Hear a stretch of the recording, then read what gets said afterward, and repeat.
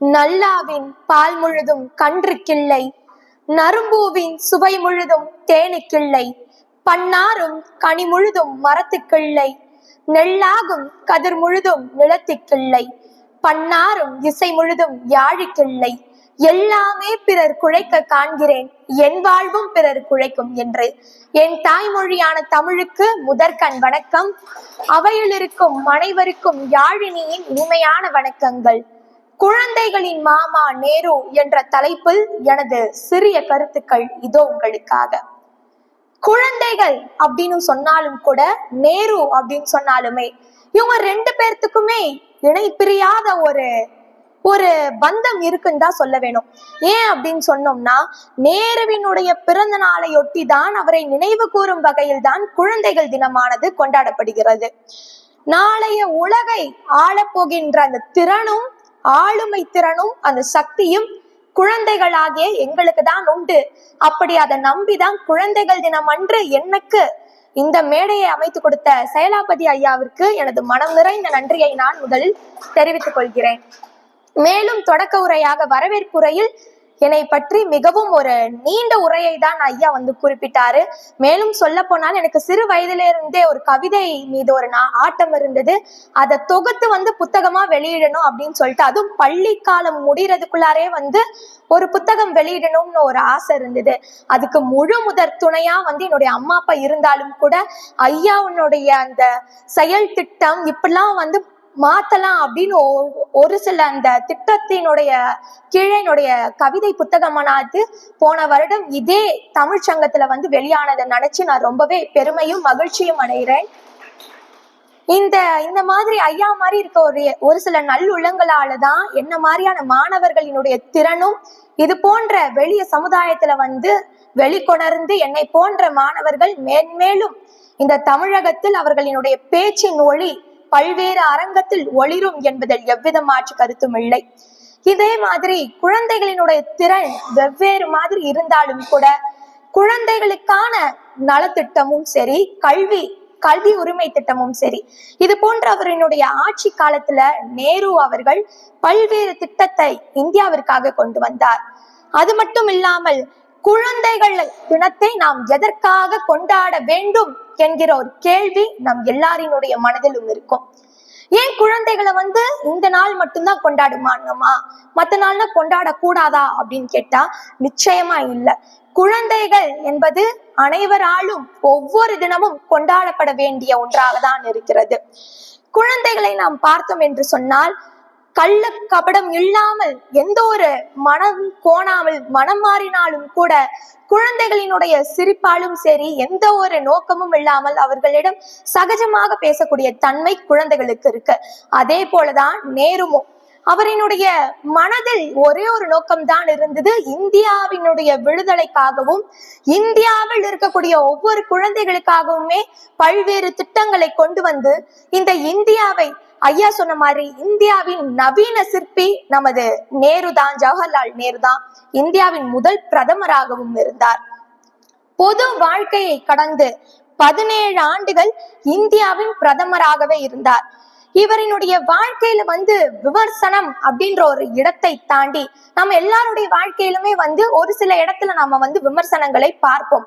ஒரு சிலர் அதை அப்படியே கடந்து போவாங்க, ஒரு சிலர் அதற்கு பதில் சொல்லிட்டு இருப்பாங்க.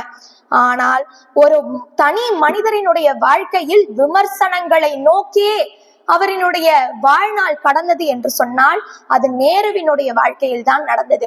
அந்த விமர்சனங்களை வெறும் சொற்களாக மட்டும் எடுத்துக்கொள்ளாமல் அதை செயல்படுத்தி அவரினுடைய விமர்சனங்களை, அதாவது விமர்சனம் என்று சொன்னாலே ஒரு சிலர் நல் வகையில் விமர்சனம் செய்வார்கள், ஒரு சிலர் நம்ம பார்த்தாவே தெரியும், அதுவும் தன்னுடைய வாழ்க்கையை பொது வாழ்க்கையில் ஈடுபடுத்தி கொண்டு அரசியல்வாதியாக இந்த சமுதாயத்தில் செயல்படுத்தினார் என்று சொன்னால், அந்த விமர்சனங்கள் எப்படி இருக்கும்னு நம்ம எல்லாருக்குமே தெரியும். அந்த விமர்சனங்கள் ஒவ்வொருத்தையுமே சீர் செய்து இந்தியாவிற்காக, இந்தியாவினுடைய திட்டத்திற்காக பல்வேறு செயல்பாட்டுகளை செய்து கொடுத்து, வெறும் சொற்களாக மட்டும் இல்லாமல் அதை நடைமுறையில் செய்தும் காட்டியவர் நேரு அவர்கள் மட்டும்தான். இன்னும் நம்ம சொல்ல போனா, நேருவின் நாள் தான் இன்று. கல்வி எனும் செல்வம் தந்தார், குழந்தைகள் நாட்டின் நாளை என்றார். முயற்சி, ஒற்றுமை, சமத்துவம் என்று பாடமாக இந்த சமுதாயத்திலே விதைத்தார். முன்னேற்றம் காட்டினார். வாழ்வின் வழியாக தனது சொந்த வாழ்க்கையை தவிர்த்து பொது வாழ்க்கையில் ஈடுபட்டு இந்த மானிடர்களாகிய நாம் எப்படியெல்லாம் இருக்க வேண்டும், நமக்கு கிடைத்த இந்த விடுதலையை நாம் எப்படி நல்வழியில் பயன்படுத்த வேண்டும் என்று தன் வாழ்நாளை வாழ்ந்து காட்டு நமக்கு ஒரு முன்னோடியாக இன்றளவும் திகழ்ந்திருக்கிறார் என்று சொன்னால், அவரினுடைய வாழ்க்கையையும் அவர் தன் வாழ்நாளில் கற்றுக்கொண்ட பாதையையும் நாம் ஒவ்வொருவருமே புரிந்து கொள்ள வேண்டியது மிகவும் அவசியமாக இருக்கிறது. இந்தியா சுதந்திரத்திற்காக அவர் தனது மகளுக்காக பல்வேறு வகையில் கடிதங்களையும் வழிகாட்டியாகவும் இருந்திருக்கிறார். நாம் அனைவருக்குமே தெரிந்த ஒரு விடயம்தான். என்னவென்று கேட்டால், தனது வாழ்நாளை பாதி ஆண்டு காலமாக சிறைச்சாலையிலே வாழ்நாளை வாழ்ந்து காட்டியவர் ஜவஹர்லால் நேரு மட்டும்தான். ஏன் என்று சொன்னால், சுதந்திர போராட்டத்திற்கு முன்பாகவே இந்தியா மிகவும் பஞ்சத்தில் இருந்தது. இந்த இடர்களை எல்லாம் தாண்டி இந்தியாவை ஒரு செழிப்பான வளம் நிறைந்த ஒரு நாடாக மாற்றி அமைக்க வேண்டும் என்பதே அவரினுடைய முதன்மை சிந்தனையாக இருந்தது. ஏன் என்று சொன்னால், இந்தியாவில் இருக்கக்கூடிய ஒவ்வொரு குடிமகன்களும் இதை நாம் ஒவ்வொருவருமே உற்று பார்க்க வேண்டிய ஒரு விடயமாக தான் இருக்கிறது. இன்னும் சொல்ல போனால், சுதந்திரம் போராட்டத்திற்கு முன்பாக பல்வேறு இடர்பாடுகளை இந்தியர்களாகிய நாம் ஒவ்வொருவருமே சந்தித்துக் கொண்டுதான் இருந்தோம். அப்படி இந்தியாவில் மூழ்கி கிடந்த இந்த சுதந்திர கனவுக்கு உயிர் கொடுத்தவர் ஜவஹர்லால் நேரு தான். ஏன் என்று சொன்னோம், இந்த சுதந்திர கனவு என்பது அன்றைய காலகட்டத்தில் மிகவும் எளிதாக கிடைக்கப்படாத ஒரு விடயமாக தான் இருந்தது. அதை இந்த சமுதாயத்தில் இந்தியனாக ஒவ்வொருவருமே, இந்தியராக இருக்கக்கூடிய ஒவ்வொரு ஆளுமே சமத்துவம், சமூக நீதி போன்ற பல்வேறு கோட்பாட்டுகளால் இந்த இந்திய சமுதாயத்தை நாம் ஒன்றுபடுத்தி சீர் செய்வோம் என்கின்ற ஒரு சின்ன ஒரு விதையை விதைத்து, அன்றைய நாட்களிலே விதைத்து, இன்று இப்பொழுது பெரிய விருட்சமாக இருக்கிறது என்று சொன்னால், அதற்கு அவர் அன்று விதைத்த விதைதான் இன்று ஒரு பெரிய விருட்சமாக இந்த சமுதாயத்திலே சீர் செய்யக்கூடிய சிந்தனையாக அமைந்திருக்கிறது. ஜவஹர்லால் நேருவினுடைய அரசாங்கத்தில் 10 ஆண்டுகளாக பணியாற்றிய பிறகு சர்வபள்ளி கோபால கிருஷ்ணன் அவர்களினுடைய இந்தியாவின் முதல் பிரதமரினுடைய வாழ்க்கை வரலாற்றை, புறநிலை தன்மையை பற்றி பேணுவதற்காக உறுதிமொழி எடுத்தார் என்று சொன்னோம் என்றால், அப்படிப்பட்ட ஒரு அரசியல்வாதியினுடைய கோட்பாட்டுகளையும் அதனுடைய குறியீடுகளை நாம் ஒவ்வொருவருமே வாழ்நாள் முழுவதும் பின்பற்ற வேண்டியது கடமையாக தான் இருக்கிறது. வெறுமனே இந்த சமுதாயத்தில் அரசியல்வாதியாக மட்டும் இல்லாமல், சுதந்திர போராட்ட வீரராக மட்டும் இல்லாமல், தனது இல்வாழ்க்கையில் ஒரு நல்ல கணவனாக மட்டும் இல்லாமல், தனது பெண் குழந்தைகளுக்கு ஒரு தந்தையாக மட்டும் இல்லாமல், இப்படி பன்முகத்திறனாக நாம் பிறந்தோம் என்பதற்காக மட்டுமே வாழாமல், நாம் பிறந்த நம் தேசத்திற்கு ஏதேனும் ஒரு விடயத்தில், ஏதேனும் ஒரு காரணத்தில் நாம் இந்த சமுதாயத்தில் நாம் மறைந்தாலும் கூட நமது வரலாற்றில் நமது பெயரை நிலைநிறுத்த வேண்டும் என்பதற்காகவே தன் வாழ்நாள் முழுவதும் இந்திய தேசத்திற்காகவும் இந்திய மக்களுக்காகவுமே பொது வாழ்க்கையில் ஈடுபட்டார் என்று சொன்னோம் என்று கேட்டால், அவரினுடைய வழிகாட்டுதலின் கீழ் நாம் ஒவ்வொருவருமே இந்தியராக பெருமைப்படக்கூடிய ஒரு விடயமாக தான் நான் பார்க்கிறேன். மனிதர்களாகிய நாம் ஒவ்வொருவருக்குமே ஒரு சில இடத்தில் ஒரு ஐயம் இருக்கும். அது எப்படி என்று கேட்டால், நம்ம எதற்கு தேவையில்லாமல் இந்த சமுதாயத்திற்காக குரல் எழுப்ப வேண்டும்? அன்றைய காலகட்டத்தில் சுதந்திரம் பெறுவதற்கு முன்பு இருந்ததை விட இன்றைக்கு இருக்கக்கூடிய சிக்கல்களை தாண்டி சுதந்திரம் போராட்டம் நாம் வாங்குவதற்கு முன்பு எத்தனையோ இடர்பாடுகள் இருக்கும். அதை அனைத்தையுமே சுக்குநூறாக எதிர்த்து இந்த இந்திய தேசத்திற்காக தனது பங்களிப்பை செலுத்தியவர் ஜவஹர்லால் நேரு மட்டும்தான். அதனால்தான் அவரது ஆட்சி காலத்திலே குழந்தைகளினுடைய கல்வி உரிமைக்காகவும் குழந்தைகளினுடைய நலத்திட்டத்திற்காகவும் பல்வேறு திட்டங்களை தீட்டினார். அதனால்தான் குழந்தைகளின் மாமா நேரு என்று இன்றைக்குமே செல்லமாக அழைக்கிறார்கள். தன் வாழ்நாளில் எத்தனையோ பல்வேறு இடர்களை தாண்டி இந்த சமுதாயத்திலே தனக்கான பெயரை நிலைநிறுத்தி காட்டியவர் ஜவஹர்லால் நேரு மட்டும்தான். கிபி 1881 ஆண்டிலே நவம்பர் 14 ஆண்டு உத்தரப்பிரதேசத்திலே அகலாபாத் மற்றும் மோதிலால் நேரு மற்றும் ஸ்வரூப ராணி அவர்களுக்கு ஆகிய இரு தம்பதிகளுக்கு மகனாக பிறக்கிறார். அவரினுடைய ஆரம்ப கால வாழ்க்கையில் மிகவும் செல்வ செழிப்பான வாழ்க்கையாக தான் இருந்தது. ஆனாலும் அதை அனைத்தையும் எதிர்த்து நமது இந்திய தேசத்திற்காக ஏதேனும் ஒரு செயல்பாட்டை செய்ய வேண்டும் என்பதற்காக தனது தந்தையோடு இணைந்துதான் இந்த சுதந்திர போராட்டத்தில் இணைந்து நமது சுதந்திரத்திற்காக அயராது உழைத்து பாடுபட்டவர் ஜவஹர்லால் நேரு. அவருடைய சுயசரிதை புத்தகத்தில் ஒரு சிறிய நிகழ்வை பதிவு செய்கிறார். அது என்ன நிகழ்வு அப்படின்னு பார்த்தோம்னா, அவருடைய தந்தை ஒரு பெரிய சட்ட படிப்பு படித்த ஒரு மேதை. அவரிடம் ஒரு 2 பேனாக்கள் இருக்கிறது. அந்த 2 பேனாக்களை பார்த்து நேருவிற்கு நம்மளுடைய தந்தையோடைய பேனா தானே, இதுல இருந்து ஒரு பேனா நம்ம எடுத்துக்கலாம், இன்னொரு பேனா நம்மளுடைய தந்தைக்கு கொடுத்துடலாம் அப்படின்ற ஒரு யோசனையில ஜவஹர்லால் நேரு இருந்தாரு. அவருடைய அந்த பேனாவை எடுத்துட்டு அவங்க அப்பா கிட்ட எந்த ஒரு, அதாவது நம்ம தந்தை தானே அப்படின்னு எந்த ஒரு கேள்வியும் கேட்காம அந்த பேனாவை தனக்குன்னு எடுத்துக்கிட்டாரு. அதை கண்டுபிடிச்ச ஜவஹர்லால் நேருடைய அப்பா மோதிலால் நேரு செமையா கண்டிக்கிறாரு. எப்படி பிறரினுடைய பொருளை எந்த ஒரு கேள்வியும் கேட்காமல் அவரிடம் எடுக்கலாம் அப்படின்னு கேட்டதுக்கு ஜவஹர்லால் நேரு அவர்கள் கூறுகிறார், என்னுடைய தந்தை தானே, அதனாலதான் நான் கேட்காம எடுத்தேன் அப்படின்னு சொல்லிட்டு. யாராக இருந்தாலும் சரி, உன்னுடைய பொருள் இல்லை என்று தெரிந்தாலும் கூட பிறரினுடைய தகவல் அறியாமல் அதை நீ எடுக்க கூடாது அப்படின்னு சொல்லிட்டு இந்த தகவலை அவருடைய சுயசரிதையில குறிப்பிடுகிறார். இதுல இருந்து ஜவஹர்லால் நேரு என்ன கத்துக்கிட்டார் அப்படின்னு சொன்னா, நேர்மை இல்லாத, அதாவது நேர்வழியில் கிடைக்காத எந்த ஒரு பொருளுமே தனக்கானது இல்லை என்று உணர்ந்து இந்த இந்திய தேசத்தில் வாழும் ஒவ்வொரு குடிமக்களுக்குமே எப்படி சுதந்திரமும் விடுதலையும் முக்கியம், முதன்மை அப்படின்றத அறிந்து நேர் வழியிலே நமக்கான விடுதலையை நாம் தான் பெற்றுக்கொள்ள வேண்டும் என்று அன்றையிலிருந்து தீர்மானம் செய்து அவரினுடைய சுயசரிதையில் அவர் தனக்கான நேர்மை வழியில் அனைத்தையும் நாம் வாங்க வேண்டும் என்று அன்றைக்கே குறித்து எழுதியிருக்கிறார். நாம் ஒவ்வொருவருமே அதை பின்பற்ற வேண்டும். ஏன் என்று சொன்னால், நேர் வழியில் கிடைத்த சுதந்திரம் தான் இன்று நாம் இப்படி மேடை போட்டு அவருக்கான அவரை பற்றின தகவல்களை இன்றளவும் நாம் குறிப்பிடுகிறோம். 1935 முதல் 1936 வரை இப்படி இந்த இடைப்பட்ட காலகட்டத்துல நாம் பார்த்தோம்னா சுமார் 188 புத்தகங்களை தன் வாழ்நாளில், அதாவது கிட்டத்தட்ட ஒரு ஆண்டு காலத்துல ஒத்துழையாமை போராட்டம் நடைபெற்று இருந்த அந்த காலகட்டத்துல அவர் சிறைச்சாலையில் அடைக்கப்படுகிறார். அப்படி அந்த இடைப்பட்ட அந்த ஒரு ஆண்டு காலத்துல மொத்தமா 188 புத்தகங்களை வாசித்த ஒரு நபராக ஜவஹர்லால் நேரு திகழ்கிறார். நம்மளே யோசிச்சு பார்க்கலாமே, ஒரு நாள் நம்ம வாசகத்தை இன்றளவுக்குமே மாணவர்களிடையே மிகவும் குறைந்த அளவாக பார்க்கப்படுகிறது வாசிப்பு திறன் தான். ஆனால் சுதந்திரம் பெறுவதற்கு முன்பே வாசிப்பு ஒரு மனிதனை எப்படி தன் வாழ்நாளில் செம்மைப்படுத்தும், சீர்திருத்தும் என்ற ஒரு சிந்தனையை இந்த சமுதாயத்தில் விதைத்தவர் ஜவஹர்லால் நேரு மட்டும்தான். மேலும் சொல்ல போனா 1916 ஆண்டு தனது இல்வாழ்க்கையில் நாம் பார்த்து கொண்டோம் என்று சொன்னால், கமலா கவுல் அப்படின்ற ஒரு பெண்மணியை திருமணம் செய்து கொண்டார். அவருக்கு காங்கிரஸ்ல அவங்களுடைய அப்பா, நேருவினுடைய அப்பா மோதிலால் நேரு, அவர் ஒரு பெரிய சட்ட படித்த ஒரு மேதை அப்படின்றதுனால காங்கிரஸ் கட்சியில் அவருக்கு ஒரு செல்வாக்கான ஒரு பேர் இருந்துச்சு.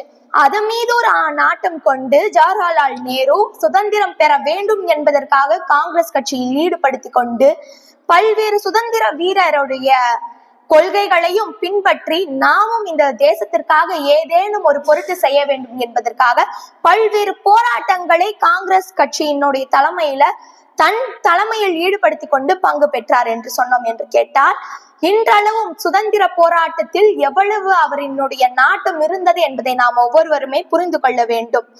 நேருவினுடைய தலைமையில் பல்வேறு திட்டங்கள், முழு சுதந்திரம் என்ற ஒரு திட்டமும் காங்கிரஸ் கட்சி செயல்படுத்தினாங்க.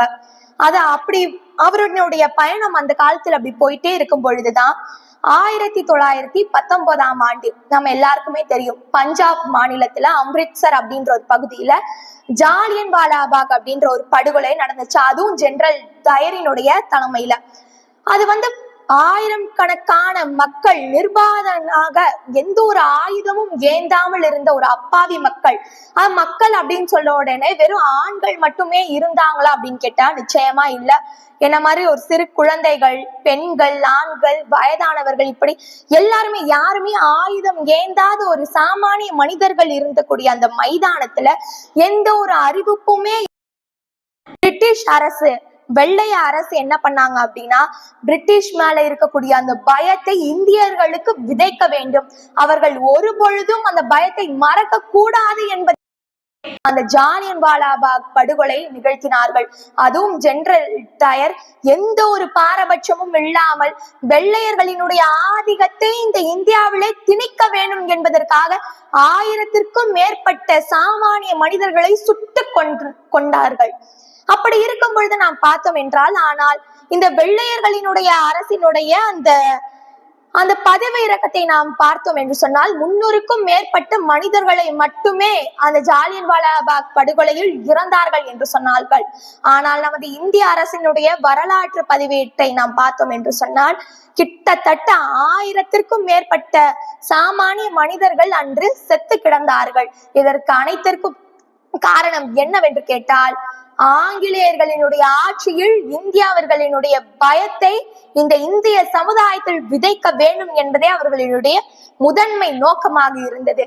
இதை கண்ட ஜவஹர்லால் நேரு அவர்கள் மிகவும் கடுமையாக எதிர்த்து, கடுமையான விமர்சனத்தை செய்து, இந்த ஆங்கிலேய அரசிற்காக எதிராக பல்வேறு திட்டங்களை தீட்டி நமது இந்திய மக்களை ஒன்றுபடுத்தி சாதி, மதம், இனம், மொழி போன்ற எந்த ஒரு வேறுபாடுகள் அனைத்தையும் கடந்து இந்த இந்தியாவில் விடுதலையை கொண்டு வர வேண்டும் என்ற அனைத்து மக்களையும் ஒன்றுபடுத்தி சீர்படுத்தினார் ஜவஹர்லால் நேரு. இப்படி எத்தனையோ சம்பவங்கள் இருந்தாலும் கூட நமது ஜவஹர்லால் நேரு அவர்களினுடைய வாழ்க்கை பயணத்தை நாம் ஒவ்வொருவருமே பார்த்தோம் என்று சொன்னால் தேசத்திற்காகவே அர்ப்பணித்தார். இன்னும் நாம் சொல்ல போனால், வரலாறு அனைத்து மனிதர்களையுமே சுமக்காது, அனைத்து சாமானிய மக்களையும் சுமக்காது.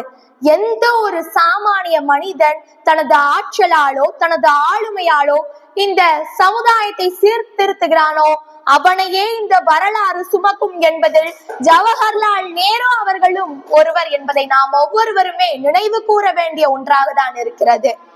ஜவஹர்லால் நேருவினுடைய கனவுகளை ஒவ்வொரு குழந்தைகளினுடைய கனவாகவே பார்த்தார். இந்த இந்திய குடிமகர்களினுடைய கனவாகவே பார்த்தார். அவரினுடைய பாதைகளை இந்தியாவினுடைய நவீன இந்தியாவினுடைய பாதைகளாகவே பார்த்தார். அப்படி அத்தகைய ஒரு பெரிய நம்பிக்கையை நமது இந்தியாவில் வருங்கால தூண்களான குழந்தைகளால் செய்ய முடியும் என்ற ஒரு ஆற்றலை அன்றே விதைத்தார் ஜவஹர்லால் நேரு. 1920ஆம் ஆண்டு ஒத்துழையாமை இயக்கம் நடந்தது. அந்த ஒத்துழையாமை இயக்கத்தை தலைமை தாங்கி பல்வேறு இடர்பாடுகளை எதிர்த்து சிறைச்சாலைக்கு சென்றார். சிறைச்சாலை போல் ஒரு தவசாலை இல்லை, தண்டனையை போல் ஒரு தவம் இல்லை என்று தனது சுயசரிதையில் அவர் குறிப்பிட்டுள்ளார். நாம் சற்று சிந்தித்து பார்க்க வேண்டிய ஒன்றாக தான் இருக்கிறது. எந்த ஒரு மனிதன் சிறைச்சாலையை தவச்சாலை என்று குறிப்பிடுவார்? சற்று சிந்தித்து பாருங்கள். தனது வாழ்க்கையை சிறைச்சாலையிலேயே கழித்த ஒரு நபர் தான் ஜவஹர்லால் நேரு. அந்த சிறைச்சாலையில் வெறுமனே பொழுதுபோக்குக்காக மட்டுமே தன் வாழ்நாளை கடக்காமல், சிறைச்சாலையில் தனது எழுத்து திறனையும் தனது வாசிப்பு திறனையும் அதிகப்படுத்திய ஒரு நபர் என்று கேட்டால் நேருதான். ஏன் என்று சொன்னால், கிட்டத்தட்ட தனது 3 ஆண்டு காலகட்டத்திலேயே, அதாவது 1930 முதல் 1933 வரை, இந்த இடைப்பட்ட இந்த 3 ஆண்டு காலகட்டத்திலே மொத்தம் 135 கடிதத்தை தனது மகள் இந்திரா காந்திக்காக எழுதியிருக்கிறார். அந்த கடிதத்தை வெறுமனே ஒரு வெகுமானமாக மட்டுமே தனது மகள் எடுத்துக்கொள்ளாமல் அதை அனைத்தையுமே தொகுத்து இந்திய மக்களுக்காக வழிகாட்டக்கூடிய ஒரு தொகுப்பாக இன்றளவும் அதை வெளியிட்டு பல்வேறு பகுதிகளை நாம் ஒவ்வொருவருமே இன்றளவுக்கும் பேசப்படக்கூடிய ஒரு ஒரு தொகுப்பாக இருக்கிறது என்று சொன்னால், அந்த கடிதத்தில் இருக்கக்கூடிய தாக்கத்தை நாம் ஒவ்வொருவருமே புரிந்து கொள்ள வேண்டும். ஏன் என்று சொன்னால், தனது மகளுக்காக எழுதிய கடிதம் என்று சொன்ன உடனே, அன்பு மகளே எப்படி இருக்கிறாய், வீட்டில் அனைவரும் சுகமா என்று கேட்பதை தாண்டி இந்திய விடுதலை போராட்டம் எப்படி இருக்கிறது, இந்திய மக்கள் எவ்வாறு இருக்கிறார்கள், எப்படி தேசத்திற்காகவும் தேசத்தினுடைய மக்களுக்காகவுமே ஒரு மனிதர் தன் வாழ்க்கையில் வாழ்நாள் முழுவதும் சிந்தித்திருக்கிறார் என்று சொன்னால், அவரினுடைய தேச பற்றை நாம் ஒவ்வொருவருமே அறிந்து கொள்ள வேண்டும். அதே மாதிரி 1946ஆம் ஆண்டு இந்த இடைப்பட்ட நேரத்தில் மொத்தம் 9 ஆண்டு காலகட்டத்தில் பல்வேறு இடங்களில் சுதந்திர போராட்டத்திற்காக ஜவஹர்லால் நேரு தனது வாழ்க்கை பயணத்தை முற்போக்கு சிந்தனையால் முந்தி செல்கிறார். இப்படி இந்த சமுதாயத்தில் இருக்கக்கூடிய மக்களுக்காக மட்டுமில்லாமல் இந்த தேசத்தில் இருக்கக்கூடிய ஒன்றுபட வேண்டும் என்பதற்காக தனது வாழ்க்கையில் ஒவ்வொரு மனிதர்களையும் சுட்டிக்காட்ட வேண்டும் என்று பல்வேறு திட்டங்களால் இந்த இந்திய சுதந்திரத்தினுடைய முதன்மை பங்காக ஜவஹர்லால் நேரு வகிக்கிறார். வாசிப்பின் மகத்துவத்தை அறிந்த அவர்தான். வாசிப்பு ஒரு மனிதனை என்ன செய்யும் என்பது ஒவ்வொருவரினுடைய கேள்வியாக இருக்கிறது இந்த சமுதாயத்தில். ஆனால் சுதந்திர போராட்டத்தினுடைய பங்கில் அவரினுடைய வாசிப்பு திறனால் மட்டுமே பல்வேறு சீர்திருத்தங்கள் இந்தியாவில் செய்யப்பட்டது என்று சொன்னால், அந்த வாசிப்பினுடைய தனித்துவத்தை நாம் ஒவ்வொருவருமே சற்று சிந்தித்து பார்க்க வேண்டும். வாசிப்பே ஒரு மனிதனை உயர்த்தும். அதுதான் ஜவஹர்லால் நேரு அவர்கள் அவரினுடைய புத்தகத்தில் குறிப்பிடுகிறார். அவர் தன் வாழ்க்கையிலே ஏற்படுத்தி கொண்ட பல்வேறு உந்து சக்தி எதுவென்று கேட்டால், வாசிப்பு திறன். அதாவது சிறைச்சாலையிலே வாசிப்பு திறன். இந்திய மக்களுக்கான போராட்டங்களில் தன்னை ஈடுபடுத்தி கொண்டு எழுத்து திறனின் மூலம் இந்த சமுதாயத்தை சீர்படுத்தி செய்தார். மேலும் இன்னும் நாம் சொல்ல போனால், நவீன இந்தியாவினுடைய வடிவமைப்பாளர் என்றும் இந்த இந்திய மக்களால் போற்றப்படுகிறார்.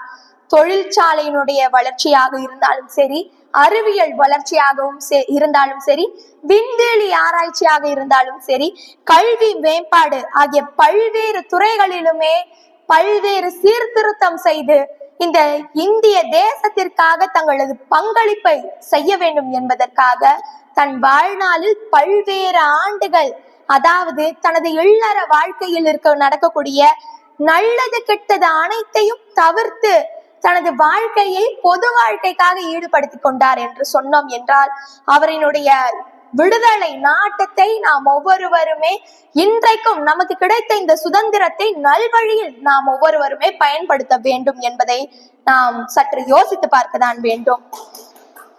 அவர் சிறைச்சாலையில் இருந்த பொழுது அவரினுடைய இயக்கங்களை நாம் பார்த்தோம் என்று சொன்னால், பல்வேறு பிரசித்தி பெற்ற நூல்கள் இருக்கிறது.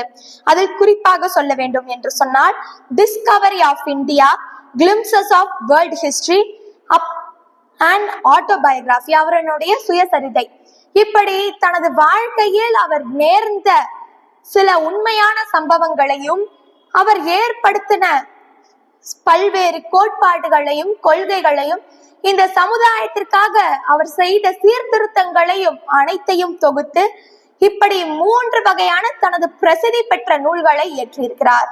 நாம் ஒவ்வொருவருமே இது போன்ற பல்வேறு நூலாக்கங்களை எடுத்து நமது இந்திய வரலாற்றில் எத்தகைய பெரிய புரட்சிகளை ஏற்படுத்தி இருக்கிறார்கள் இது போன்ற மேதை என்பதை நாம் ஒவ்வொருவருமே யோசித்து பார்க்க வேண்டும். அவர் சிறைச்சாலையில் இருக்கும் பொழுதே தனது புகழ்பெற்ற காவியங்கள் அனைத்தையுமே உலக வரலாற்றினுடைய பாதைகளில் தனது இந்திய தரிசனம் போன்ற பல்வேறு நூல்களில் குறிப்பிட்டிருக்கிறார். தனது சிறைகாலம் முழுவதுமே தீவிரமாக கடிதங்களாக இருந்தாலும் சரி, எழுதுகளாகவும் இருந்தாலும் சரி, அவரனுடைய சிந்தனை கோட்பாட்டுகளை எழுத்துக்களாக இந்த இந்திய சமுதாயத்திலேயே விதைத்திருக்கிறார். இப்படி வாசிப்பினுடைய மகத்துவத்தாலும் எழுத்துக்களினுடைய வடிவத்தாலுமே இந்திய குடிமக்களினுடைய விடுதலைக்காக உயிர் கொடுத்தவர் ஜவஹர்லால் நேரு மட்டும்தான். வெள்ளையனை வெளியேறு போன்று பல்வேறு முழக்கங்களை கொண்டு இந்த இந்தியாவில் ஒன்று கிடந்த இந்த மக்களினுடைய மனதை அனைத்தையும் சீர்படுத்தி இந்திய விடுதலைக்காக நாம் ஒவ்வொருவருமே போராட வேண்டும் என்று பல்வேறு விடுதலை போராட்ட வீரர்களினுடைய தன்னை ஈடுபடுத்தி கொண்டு செயல்படுத்தினார் ஜவஹர்லால் நேரு. இந்தியாவின் விடுதலை எப்பொழுது உறுதி செய்யப்பட்ட நாளிலிருந்து உறுதி செய்யப்பட்ட பிறகு விதியுடன் ஒரு போராட்டம் என்கிற ஒரு பொருண்மையில் இது போன்ற ஒரு அரங்கத்தில் அவரினுடைய பேச்சு இருக்கிறது. அவரினுடைய பேச்சு வெறும் எழுதுகோலை, அதாவது ஒரு காகிதத்தை பார்த்து மேடையில் பேசாமல் வெறும் வார்த்தைகளாக மட்டும் இல்லாமல் இந்த இந்திய குடிமக்களினுடைய மனதில் ஆழமாக பதியக்கூடிய ஒரு உயிர் கொடுக்கக்கூடிய வார்த்தைகளாக தான் இருந்தது.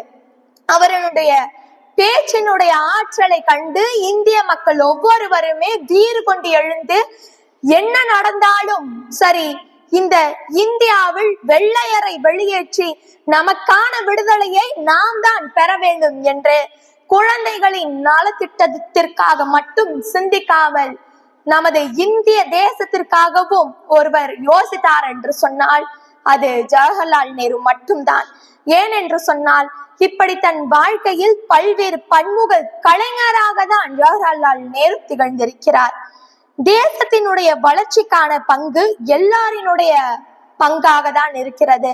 யாரும் தனது பங்காக மட்டும் சிந்தித்துக் கொள்ளாமல், அதாவது அந்த உரிமையை எடுத்துக்கொள்ளாமல் சமத்துவமும் சமூக நீதியும் ஒவ்வொரு இந்திய குடிமக்களுக்கும் வேண்டும் என்ற ஒரு ஆணித்தனமான ஒரு கருத்தினை அன்று அவர் விதியுடன் ஒரு போராட்டம் என்கின்ற ஒரு பொருண்மையில் தனது பேச்சில் முன்வைத்தார். அப்படி பார்த்தோம் என்று சொன்னால் அன்றைய காலகட்டத்தில், அதாவது நான் இப்பொழுது சொல்ல போறது சுதந்திரம் பெற்றதற்கு பின்பாக, அதாவது இந்தியா சுதந்திரம் பெற்றதற்கு பின்பாக 1947 ஆண்டுகளுக்கு பின்பு அப்படி பார்த்தோம் என்றால் நமது இந்தியாவிலே தலைமை தேர்வு முதலில், அதாவது பொது தேர்தல் 1951 மற்றும் 52 காலகட்டத்தில் முதல் பொது தேர்தல் நடந்த பொழுது வாக்குரிமையானது அனைத்து மக்களுக்குமே கிடைக்க பெறாத ஒன்றாக தான் இருந்தது. அப்படி இருக்கும் பொழுது விடுதலை கிடைத்ததற்கு பிறகும் நமது இந்திய தேசத்தில் சமத்துவம் இல்லாத நிலையில் தான் நாம் ஒவ்வொருவருமே இருந்தோம். அப்படி அந்த சமத்துவத்தை நிலைநிறுத்த வேண்டும் என்பதற்காக வாக்குரிமையில் சீர்திருத்தம் செய்ய வேண்டும் என்று அவரினுடைய சிந்தனை தாக்கமானது முதலில் அதை நோக்கிதான் இருந்தது. அதை பார்த்தோம் என்று சொன்னால் தனது வாக்குரிமையில் அதாவது முந்தைய காலகட்டத்திலே வாக்குரிமையானது ஒரு சில மக்களுக்காக மட்டுமே இருந்தது. நாம் அனைவருக்கும் தெரிந்த ஒரு விடயம்தான். ஜமீன்தார் எந்த ஒரு மனிதர்களாம் நிலம் வைத்திருந்தார்கள், இது போன்ற ஒரு பெரிய, அதாவது இந்த சமுதாயத்திலே உயர்நிலை பெற்ற மனிதர்களால் மட்டுமே வாக்குரிமை இருக்கக்கூடிய ஒரு நிலை இருந்த காலகட்டத்தில் அனைத்து மக்களும் தனது வாக்கை செலுத்தலாம் என்கின்ற ஒரு சிந்தனையை இந்த அரசியலமைப்பு சட்டத்தில், அதாவது அண்ணல் அம்பேத்கரினுடைய அரசியலமைப்பு சட்டத்தின் மூலமாக நிறைவேற்றினார் ஜவஹர்லால் நேரு என்பதை நாம் ஒவ்வொருவருமே குறிப்பிட வேண்டிய ஒன்றாக தான் இருக்கிறது. ஏன் என்று சொன்னால் வாக்கு என்பது எவ்வளவு ஒரு முதன்மையான முக்கியமான ஒரு விடயமாக இருக்கிறது என்பதை இன்றைய கால இளைஞர்களாக இருக்கக்கூடிய எங்களுக்கு நிச்சயமாக தெரியும். அப்படி விடுதலை கிடைத்ததற்கு பின்பு இருந்தாலும் கூட இந்திய தேசத்தில் இது போன்ற அவலநிலை, அதாவது உயர்வு ஏற்றத்தாழ்வுகள் இருப்பினும் அதை அனைத்துமே சீர் செய்ய வேண்டும் என்பதற்காக ஜவஹர்லால் நேருவினுடைய பங்களிப்பானது அளப்பரியதாக தான் இருக்கிறது. இப்படி அண்ணல் அம்பேத்கரினுடைய அரசியலமைப்பு சட்டத்தின் உதவியாக ஜவஹர்லால் நேருவினுடைய திட்டமானது மென்மேலும் பாராட்டப்படக்கூடிய ஒன்றாக தான் இருக்கிறது. தேர்தல் ஆணையத்தினுடைய அந்த கோட்பாட்டின்படி அனைத்து மக்களும் வாக்குரிமை செலுத்தலாம் என்கின்ற ஒரு நடவடிக்கையுமே ஜவஹர்லால் நேரு எடுத்தார். மேலும் சொல்ல போனால் தனது 17வது, அதாவது கமலா கவுல் 17வது வயதில் இருக்கும் பொழுதே நேருவை கரம் பிடித்தார். தனது வாழ்க்கையை மட்டுமே இந்திய தேசத்திற்காக அர்ப்பணிக்காமல் தனது மனைவியையுமே பல்வேறு திட்டங்களில் ஈடுபடுத்தி தனது குடும்பத்தில் இருக்கக்கூடிய, அதாவது நாம் அனைவருக்கும் தெரிந்த ஒன்றுதான், அவரினுடைய மகள் தான் இந்திரா காந்தி. அவரும் நமது இந்திய தேசத்திற்காக அரசியலில் ஈடுபடுத்தி காங்கிரஸ் ஆட்சியில் எப்படியெல்லாம் தலைமை தாங்கினார், எப்படியெல்லாம் இந்த இந்தியாவை சீர் செய்தார் என்பதை நாம் அனைவரும் அறிந்த ஒன்றுதான். அப்படி இருக்கும் பொழுது தனி மனிதராக மட்டும் இல்லாமல் தனது குடும்பத்தையும் இந்திய தேசிய விடுதலைக்காக கொண்டு வந்தார் என்று சொன்னால் அத்தகைய ஒரு பெருமை ஜவஹர்லால் நேருக்கு மட்டுமே வந்து சாரும். இப்படி ஒவ்வொரு நாம் அவருடைய வாழ்க்கை நிலையை நாம் பார்த்தோம் என்று சொன்னால் அவருடைய தாக்கமானது அளப்பரியதாக தான் இருக்கிறது. இந்திய தேசத்திற்காக மட்டுமே தனது வாழ்க்கையை அர்ப்பணித்து இந்திய குடிமக்கள் எவ்வாறு வாழ வேண்டும், எத்தகைய நெறிகளோடு வாழ வேண்டும் என்று பல்வேறு தாக்கங்களை இந்திய மக்களுக்காக எடுத்துரைத்தார். இந்தியா இப்பொழுது நவீன இந்தியாவாக இருக்கிறது என்று சொன்னால் அது அன்று அவர் செய்த சீர்திருத்தம் தான் இன்று நவீன இந்தியாவாக நாம் உருவெடுத்து இருக்கிறோம். இப்படி பல்வேறு மாற்றங்களை நமது இந்தியா சந்தித்திருக்கிறது என்று சொன்னோம் என்றால் அவரினுடைய அளப்பரிய சிந்தனையாலும் அவர் எழுதிய எழுத்துக்களாலும் மட்டுமே சீர் செய்யப்பட்டது.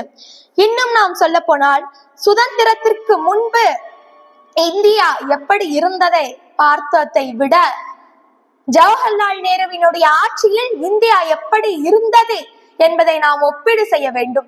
ஏன் என்று சொன்னால் பல்வேறு குறிப்பிட்ட துறையை மட்டும் எடுத்துக்கொள்ளாமல் அனைத்து துறையிலுமே இந்தியா முதன்மையாக இருக்க வேண்டும் என்று அவர் தனது பிரதமரான இருக்கக்கூடிய ஆட்சி காலத்திலிருந்தே பல்வேறு சிந்தனைகளையும் கோட்பாட்டுகளையும் இந்த சமுதாயத்தில் பல்வேறு துறைகளில் ஈடுபடுத்தி கொண்டார். எப்படி ஒரு அரசியல்வாதி நாம் ஒவ்வொருவருமே எடுத்துக்கொள்ள வேண்டிய ஒரு விடயம்தான். ஒரு மனிதர் இருக்கிறார் என்று சொன்னால் அவர் தனது வாழ்க்கையை பொருட்படுத்தாமல், அதாவது சொந்த வாழ்க்கையை பொருட்படுத்தாமல் பொது வாழ்க்கையில் ஈடுபடுத்தி குழந்தைகளினுடைய நலத்திட்டனுக்காக ஈடுபடுத்தி இந்த சுதந்திர விடுதலைக்காக ஈடுபடுத்தி இந்திய தேசிய மக்களுக்காக ஈடுபடுத்தி பல்வேறு பன்முக திறனாளராக இந்த சமுதாயத்திலே எவர் ஒருவர் இருக்க முடியும்? அப்படி பார்த்தோம் என்றால் ஜவஹர்லால் நேருவினுடைய சிந்தனையை நாம் ஒவ்வொருவருமே சிந்தித்து பார்க்க வேண்டும். இன்றளவும் அவர் மறைந்தாலும் கூட அவரை பற்றி நாம் பேசுகிறோம் என்று சொன்னால் ஜவஹர்லால் நேருவினுடைய சிந்தனை ஆற்றலும் அவருடைய எழுத்து திறனும் அவருடைய செயல்பாட்டு எழுத்து திறனை தாண்டி அவர் ஒவ்வொரு திட்டங்களிலுமே தன்னை ஈடுபடுத்தி கொண்டு அந்த செயல்களை நல்முறையில் செயல்படுத்தி இந்த இந்தியாவிலேயே ஒரு நவீன இந்தியாவாக ஒரு புரட்சியாக மாற்றி இருக்கிறார் என்று சொன்னோம் என்றால் பிற நாடுகளோடு நாம் இந்தியாவை இன்று ஒப்பிடுகிறோம். பிற நாடுகளை விட இந்தியா சற்று முன்னேறி இருக்கிறது, சற்று அல்ல, மிகவும் மிகுந்த ஒரு அதிக நிலையை நோக்கி நமது இந்திய தேசமானது முன்னேறி இருக்கிறது என்று சொன்னோம் என்றால் அதற்கு அவர் சீர் செய்த அன்றைக்கு அவர் விதைத்த விதைதான் இன்று ஒரு பெரிய விருட்சமாக இருக்கிறது. நாம் ஒவ்வொருவருமே இந்திய விடுதலையை நோக்கி நாம் சென்றோம் என்று பார்த்தோம் என்று கேட்டால் ஜவஹர்லால் நேருவினுடைய பாதையானது சற்று பெரிதான பாதைதான்.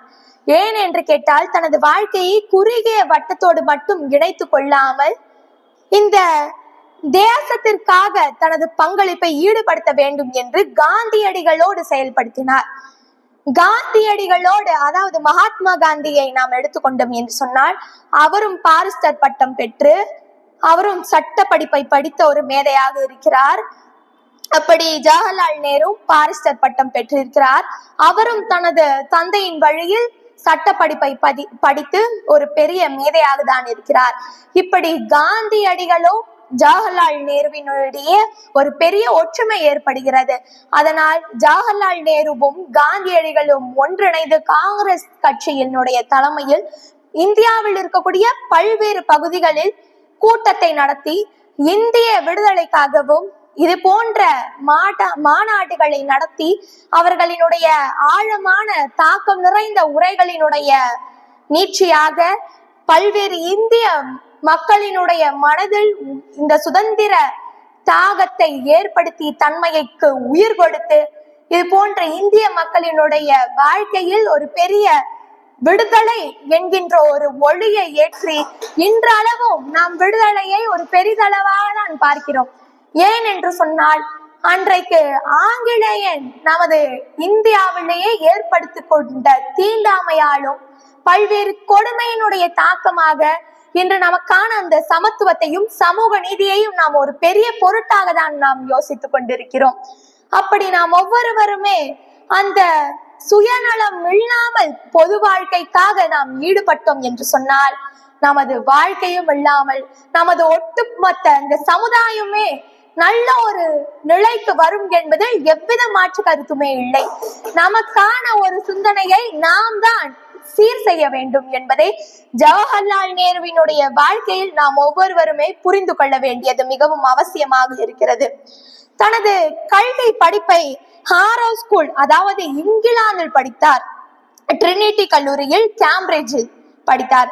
மேலும் இன்ஸ்டிடியூட் ஆஃப் இன்டர் டெம்பிள் அப்படின்ற சட்டத்தையும் தன் வாழ்க்கையில் படித்து பல்வேறு மேதையாக திகழ்கிறார் என்று சொன்னால், குழந்தைகளினுடைய முன்னோடியாக தான் திகழ்கிறார்.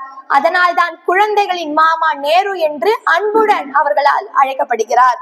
மேலும் நமது இந்திய தேசிய காங்கிரசின் முக்கிய தலைவர்களில் ஒருவராக திகழ்கிறார். மகாத்மா காந்தியின் நெருங்கிய துணைவர் ஜவஹர்லால் நேரு சுதந்திர போராட்டத்தில் பல முறை சிறைச்சாலைக்கு சென்று என்னை போன்ற இளைய தலைமுறையினருக்கு ஒரு தூண்டுகோலாக அமைகிறார்.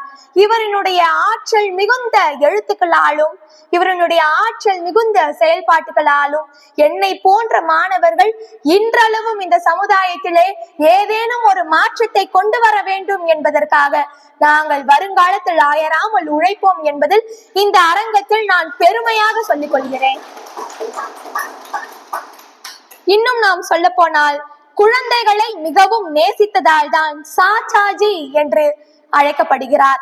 அதனால் தான் அவர்களுடைய பிறந்த நாளான இன்று குழந்தைகள் தினமாக நாம் அனைவருமே கொண்டாடி வருகிறோம்.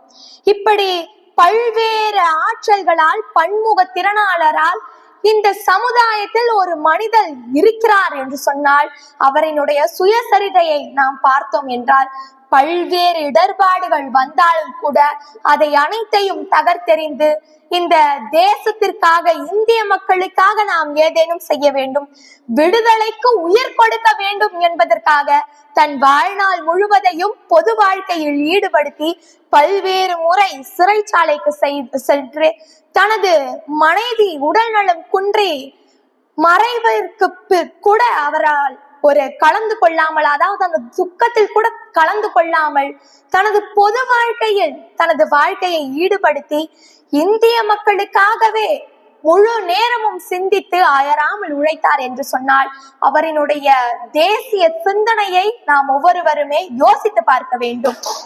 இப்படி பல்வேறு இல்லற வாழ்க்கையை துறந்து இந்த பொது வாழ்க்கையில் ஈடுபட்டு ஒவ்வொரு இந்திய குடிமக்களையும் தனது சகோதர சகோதரியாக நினைத்து இந்த இந்திய தேசத்திற்காக விடுதலையை கொடுக்க வேண்டும் என்று நமக்கு சுதந்திரம் கொடுப்பதற்கு முன்பிலிருந்தே அயராமல் உழைத்து கொண்டிருக்கிறார். இப்படி தன் வாழ்க்கையில் ஒவ்வொரு படிநிலைகளிலுமே பல்வேறு இடர்பாடுகளை எதிர்த்து இந்த சமுதாயத்தில் இன்றளவும் வரலாற்றில் தனது பெயரை நுழைத்து கொண்டார் ஜவஹர்லால் நேரு என்றுதான் சொல்ல தோன்கிறது. மேலும் அவரது கனவை அவரினுடைய கனவாக மட்டுமில்லாமல், அவரினுடைய குடும்பத்தினுடைய கனவுகளாக மட்டுமில்லாமல், அது இந்திய மக்கள் ஒவ்வொருவருமே சுமக்க வேண்டும். அவரினுடைய பாதையில் ஒவ்வொரு மனிதருமே அதை பின்பற்ற வேண்டும் என்பதற்காகவே பல்வேறு நம்மிடையே விதைத்து சென்றுள்ளார். அவரினுடைய பாதைகளை நமது பாதையாக ஆக்கி நம்பிக்கையை விதைத்து கல்வி எனும் செல்வத்தை குழந்தைகளுக்காகவே பெற்று தந்தவர் ஜவஹர்லால் நேரு.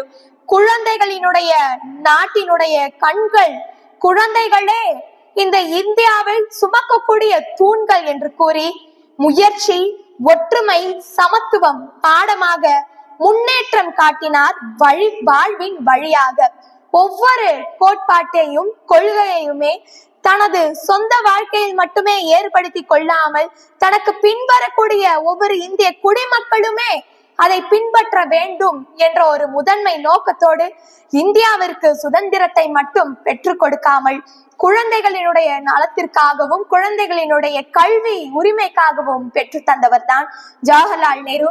அவரினுடைய பிறந்த நாளான இன்று அவரை பற்றி எனக்கு இந்த அருமையான பேச வாய்ப்பளித்த செயலாபதி ஐயா அவர்களுக்கும், எனது பேச்சை அருமையாக கேட்ட அனைவருக்கும் எனது மனமார்ந்த நன்றியை கூறி உங்களிடமிருந்து விடைபெறுவது தமிழின் காதலி சுவாயாழினி.